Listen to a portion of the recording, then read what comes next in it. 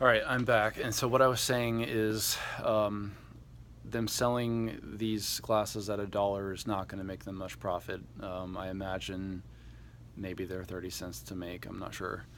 But the goal is to find the sweet spot. So I'm going to show you what I'm talking about here. So they're going to come up with a profit function, which profit is revenue minus cost, and they're going to think about how much they could sell them at versus the size of the market they're trying to reach. And so it usually is some kind of a quadratic equation, and this is the sweet spot. The spot at which they make the most profit for how many people they sell to. So if they had done research and figured out that instead of 100,000 people, like I was talking about earlier, at the maximum size of the market, they had found that at 60,000 people, they could sell them for a pretty good price and it maximized profit, then I guarantee you that instead of making 100,000 of them, they would have just made or gotten 60,000 of them and sold them at the highest price and done the least amount of work to make the most profit.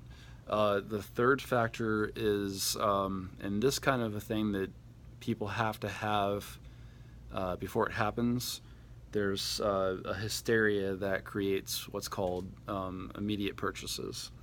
So imagine that you hear that this town is completely out of glasses at Walmart, and you're in another town, or you hear that another town has some left. You're going to get over there and get them as soon as you can. Now, if they had made a bunch of these glasses, they might have lost out on a lot of sales that didn't come from the hysteria. Let me give you an example. John says to himself, I want to watch the eclipse tomorrow, and he recognizes that they're selling out, so he goes and gets them immediately. It leads to an immediate purchase. And if they had produced too many and they had enough to still fill the market at a lower price or whatever, then what could have happened is he realizes that there's a lot of them left at Walmart, and there's still hundreds of them left, so he says, I'll just get it tomorrow. Well, tomorrow comes around, something happens, and he decides, I don't want to watch the eclipse, or I don't care anymore, or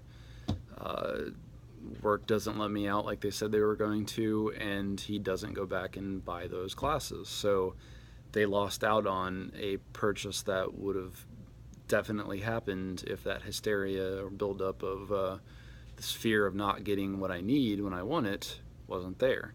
So did Walmart make a mistake in not getting enough glasses? I say absolutely not.